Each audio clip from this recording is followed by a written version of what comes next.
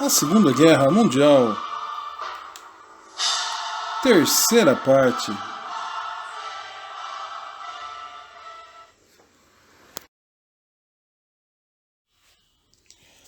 Fase final, 1944 a 1945. Os aliados se reuniram numa elaboração estratégica para a derrota do eixo em dezembro de 1943, na chamada Conferência de Teherã, capital do Irã. Reuniram-se os chefes de Estado Churchill da Inglaterra, Roosevelt dos Estados Unidos e Stalin da União Soviética. Os principais temas discutidos em Teherã foram o plano de libertação europeia e a situação geopolítica da Europa pós-guerra. No plano de libertação europeia, o fronte ocidental foi liderado pela Inglaterra e Estados Unidos e o fronte oriental liderado pela União Soviética. Os alvos, evidentemente, eram regiões dominadas por nazifascistas. A situação geopolítica da Europa, após a eventual vitória dos aliados, haja visto que os países ocidentais e a União Soviética possuíam projetos políticos diversos e diferentes, apesar do inimigo nazifascista ter se tornado comum a todos. Nessa reunião, se deliberou o desembarque das tropas ocidentais da Praia da Normandia, na França, o que ficaria conhecido como Dia D. E com relação à situação do leste europeu, ficou também acordado que se daria apoio ao líder partizan Joseph Tito na Iugoslávia e reconheceria a anexação pela União Soviética de boa parte das regiões da Europa Oriental, incluindo parte da Polônia. Entre 1944 e 1945, a derrota do eixo era inevitável, pois a Itália havia sido invadida, Mussolini deposto, os alemães e japoneses passaram a ser derrotados sucessivamente e ambos os países entraram em decadência e colapso. O Dia D. Em 6 de junho de 1944 aconteceu o Dia D, também conhecido como Operação Overlord. Nesse dia ocorreu o desembarque de tropas aliadas na Normandia, região ao norte da França, e aumentou a pressão sobre a Alemanha na Segunda Guerra. O ataque do Dia D permitiu que 150 mil soldados atingissem o continente europeu. Também foram alcançados pontos estratégicos, como as cabeceiras de pontes, e somente neste dia, 6 de junho, 12 mil soldados morreram. No dia anterior, no dia 5 de junho, nas praias da França, atrás das linhas alemãs, foram lançados cerca de 13 mil paraquedistas dos aliados, onde somente um terço sobreviveria. No final da Operação Overlord, fez-se cerca de 110 mil vítimas fatais, 78 mil alemães, 5 mil canadenses, 10 mil norte-americanos, 18 mil britânicos e milhares de feridos. 30 mil bombas foram jogadas na região durante o ataque. Estima-se que cerca de 20 mil civis morreram por conta dos ataques e da invasão. Em 1944, na Europa, as forças aliadas começam a ampliar suas vantagens, fazendo um grande cerco, fechando esse cerco cada vez mais, empurrando as tropas do eixo para o interior do continente. Em julho de 1944, você vai ter 3 grandes frentes se mobilizando ao mesmo tempo e empurrando as forças do eixo, lideradas pela Alemanha, e vencendo sucessivamente essas tropas. Iniciando em 6 de julho de 1944, as tropas britânicas e norte-americanas desembarcam com sucesso nas praias da Normandia, na França, abrindo então uma segunda frente de combate. Além da frente oriental, com a União Soviética, temos agora a frente ocidental na França, contra os alemães. Além desta frente, nós temos também ao sul, no Mediterrâneo, a invasão contínua aqui das tropas americanas e britânicas na Itália. Inclusive até temos também a participação dos brasileiros. Em 2 de julho de 1944, chegaram ao fronte italiano o primeiro contingente de combate das Forças Expedicionárias Brasileiras. A primeira etapa da campanha da FEB na Itália iniciou-se a partir de setembro de 1944. Dentre as muitas batalhas da guerra, destaca-se a Batalha de Monte Castello, que foi travada entre as tropas aliadas e as tropas do exército alemão no norte da Itália, entre novembro de 1944 até fevereiro de 1945, com grande número de baixas brasileiras em combates que duraram até 3 meses e somente na sexta tentativa conquistaram a missão. As forças aéreas brasileiras atuaram em missões de ataque contra as forças do eixo no solo, deixando-os sem suprimentos, como aconteceu na ação realizada em 21 de fevereiro de 1945, na qual os P-47 da FAB atacaram o inimigo em Monte Castello e contribuíram para a vitória dos combatentes da FEB. O apoio da artilharia brasileira foi importantíssimo no final da tarde do dia 21. Efetuou-se um fogo de barragem perfeito. Foram disparos em larga escala, feitos numa cadência contínua, com projéteis explosíveis contra o cume do Monte Castello, permitindo a movimentação das tropas brasileiras. A batalha chegou no seu fim no dia 21 de fevereiro de 1945, com a vitória dos aliados, a derrota dos alemães e a tomada do Monte Castello por tropas brasileiras. A ofensiva brasileira na Itália contribuiu para o fim da guerra, pois a tomada do Monte Castello possibilitou o avanço das tropas aliadas. As tropas aliadas libertam Roma. 6 semanas depois, bombardeios anglo-americanos conseguem, pela primeira vez, atingir a Alemanha Oriental. E as tropas brasileiras, em julho de 44, chegam à Itália. Os brasileiros conseguiram grandes vitórias para os aliados. E essas importantes vitórias foram conquistadas na região de Monte Castello, perto de São Marino, Bolonha, regiões, outras cidades como Turim, Montese e outras cidades italianas. Então, para quem falava que era mais fácil uma cobra fumar do que brasileiro ir para a guerra, essas vitórias brasileiras mostraram que a cobra fumou na Itália.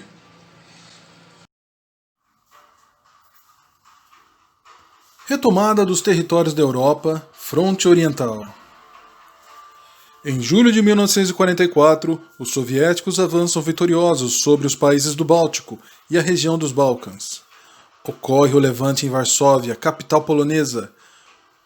Os parceiros do eixo são derrotados sucessivamente tanto na Romênia quanto na Bulgária. Derrota dos alemães na Grécia. E na Iugoslávia, o líder partizan Josef Tito comanda a resistência vitoriosa contra os nazistas. No fronte oriental, o Terceiro Reich alemão e a União Soviética combateram intensamente pela Europa Central e Europa Oriental. Cerca de 80% de todos os mortos da Alemanha em combate na Segunda Guerra Mundial morreram neste fronte oriental.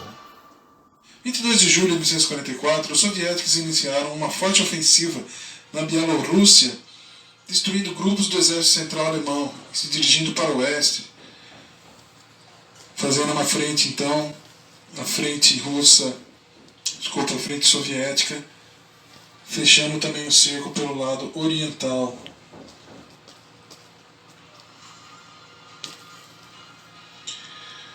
E essa frente soviética vai avançando cada vez mais até chegar perto de Varsóvia.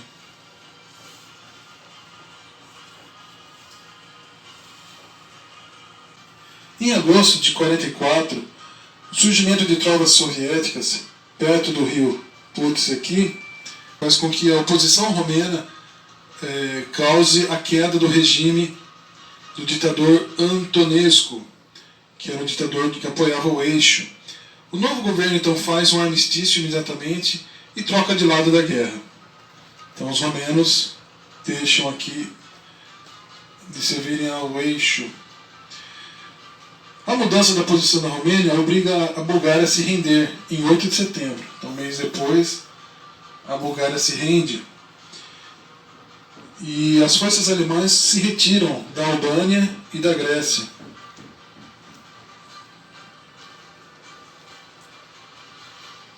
Então, observe então cada vez mais as forças alemãs começam a ser acuadas para dentro do seu território, perdendo cada vez mais territórios para as forças soviéticas na fronte oriental.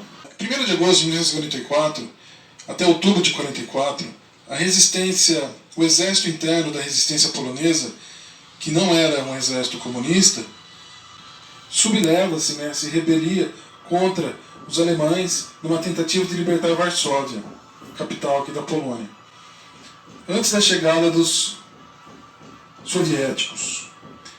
O avanço soviético é contido então às margens da cidade de Varsóvia, e em 5 de outubro os alemães aceitam a rendição da resistência polonesa, visto que eles lutaram até a exaustão e depois se renderam. E depois da rendição dessas tropas não soviéticas, os soviéticos iniciaram e retomaram os combates contra as forças alemãs na Polônia. 12 de setembro de 1944, a Finlândia conclui um armistício com a União Soviética, abandonando a parceria com o Eixo.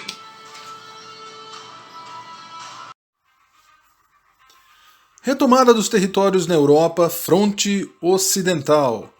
Libertação da França, Bélgica e Holanda. A libertação da França é o período que compreende a tomada progressiva pelos aliados das regiões da França ocupada desde 1940, pelo exército da Alemanha e pelas potências do Eixo. Os principais acontecimentos que levaram à libertação foram: após o desembarque vitorioso na Normandia em junho de 1944, as tropas aliadas atingiram o objetivo de abrir uma frente de combate na Europa no fronte ocidental e libertar a França do domínio nazista. O apoio da resistência francesa, La Résistance, foi um movimento formado por franceses que não aceitavam a submissão do Estado francês ao poder nazista. Depois do início da ocupação em 1940, eles lutaram contra o Eixo e seus delegados franceses colaboracionistas. Os partisans da resistência participaram do movimento de insurreição que começou em 19 e terminou com a libertação no dia 25 de agosto, com a libertação de Paris no dia 25 de agosto de 1944. Depois de Paris livre, o conflito continuou na tentativa dos aliados em entrar na Alemanha pela Bélgica e Holanda, com a grande organização de unidades blindadas e o lançamento de tropas aerotransportadas sobre os Países Baixos, buscando abrir o caminho até chegar no Rio Reno e depois rumo a Berlim.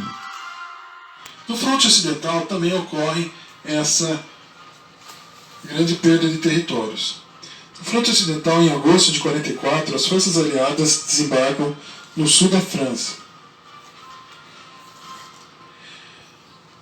perto de Nice, e avançam rapidamente em direção nordeste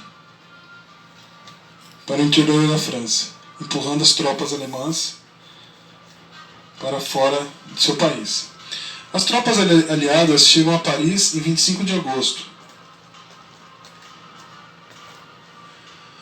E as forças francesas livres, com o apoio dos aliados, entram na capital francesa. E em setembro, os aliados chegam até a fronteira alemã.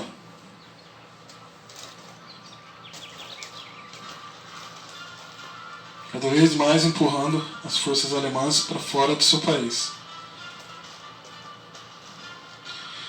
Com isso, pessoal, em dezembro, quase toda a França e a maior parte da Bélgica e a parte sul dos Países Baixos são libertados.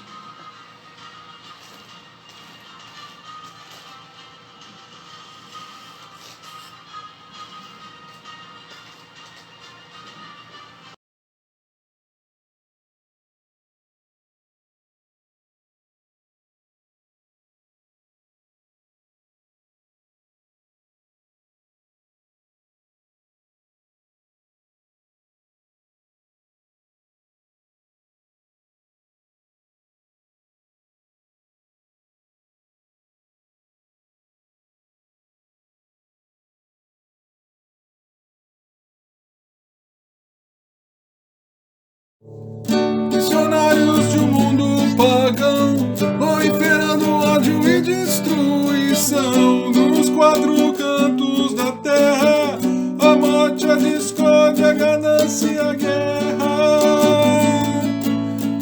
guerra, missionários e missões suicidas, crianças matando crianças inimigas.